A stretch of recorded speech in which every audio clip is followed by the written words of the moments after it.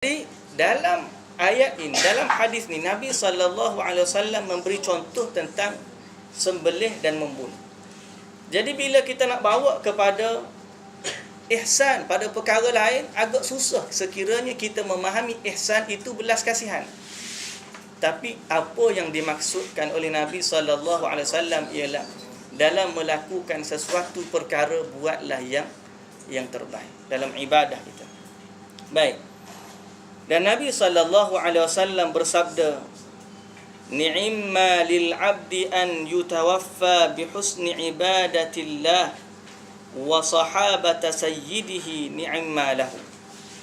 Dan amat beruntunglah seorang hamba yang wafat dalam keadaan dia berihsan dalam ibadah terhadap Allah dan berihsan dalam berurusan dengan tuannya, maka beruntunglah dia. Beruntunglah dia. Jadi dapat kita fahami menerusi hadis ini sesuatu yang lebih jelas untuk kita memahami ayat-ayat Al-Quran yang dibacakan tadi. Wallahu innallaha ma'al ladzina taqaw wal ladzina hum muhsinun. Wa man yuslim wajhahu ila Allah wa huwa muhsin. Semua kalimah ihsan datang selepas amalan, datang selepas kebaikan. Innallaha ma'al ladzina taqaw. Orang ini dah bertakwa. Walladzina hum muhsinun. Wa man yuslim wajhahu ila Allah, orang yang menghadapkan wajahnya kepada Allah, dia sudah menyerahkan diri kepada Allah. Tiba-tiba Allah Ta'ala sebut wa huwa muhsin, dalam keadaan berihsan.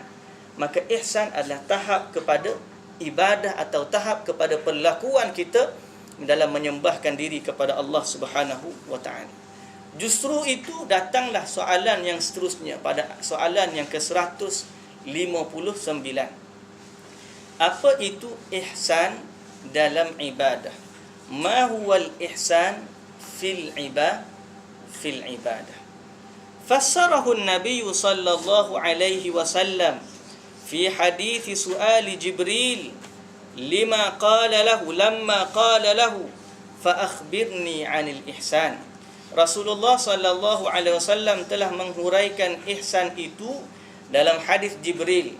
Apabila Jibril alaihi salam bertanya kepada Nabi sallallahu alaihi wasallam, maka beritahulah aku tentang ihsan. Nabi sallallahu alaihi wasallam menjawab, al-ihsan an ta'budallaha ka'annaka tarahu fa in lam takun tarahu fa innahu yaraka.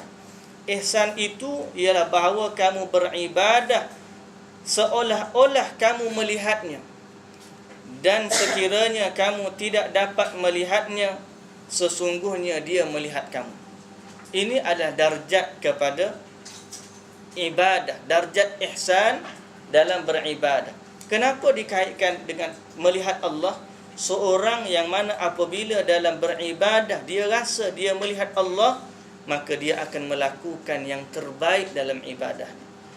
Dan ibadah yang terbaik ialah ibadat yang dirasakan dia nampak Allah Subhanahu wa taala. Dirasakan ka'annaka, seakan-akan. Dia bukan melihat Allah. Kita dah nyatakan dalam kuliah sebelum daripada ini, mustahil seorang hidup di dunia dapat melihat Allah Subhanahu wa taala. Mustahil. Waktu dunia kita tidak berkemampuan, di dunia kita tidak berkelayakan untuk melihat Allah Subhanahu wa taala. Bukan tak boleh lihat, kita yang tak mampu nak melihat. Kita yang tak mampu nak melihat. Banyak dalam hidup kita ni perkara yang kita tak mampu nak lihat. Apatah lagi Allah yang menciptakan perkara-perkara tersebut. Kalau kita lihat kepada mikroorganisma, benda-benda kecil ada, tapi kita hari ni tak nampak. Itu pun di luar kemampuan kita. Ada yang kita tak mampu lihat sebab saiz. Ada yang kita tak mampu lihat sebab zatnya.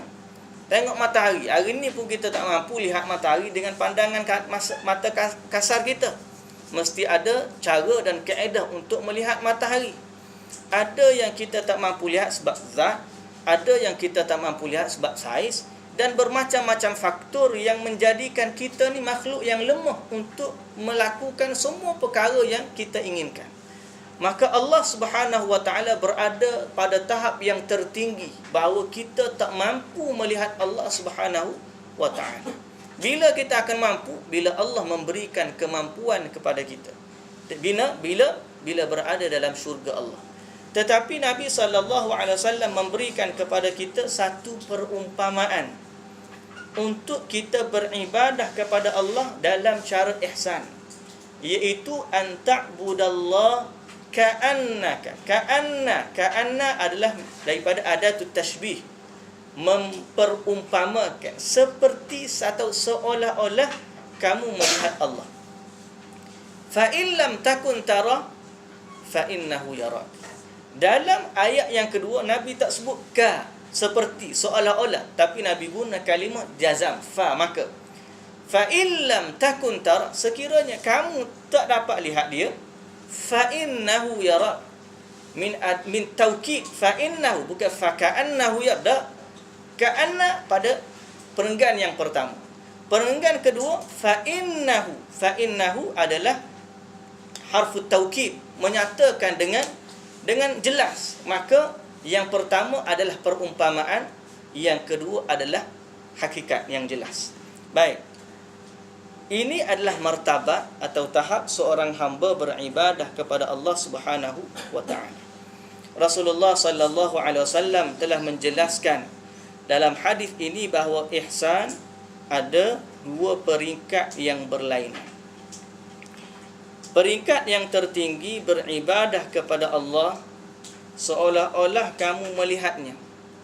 Ini dinamakan peringkat al-musyahadah, di mana seorang hamba itu beramal mengikut penyaksiannya terhadap Allah Subhanahu wa taala dengan hatinya. Iaitulah hatinya dipenuhi cahaya iman, memancar basirah, kejelasan ilmu pengetahuannya,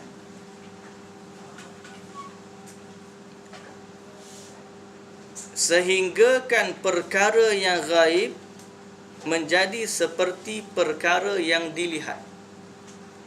Inilah hakikat peringkat ihsan.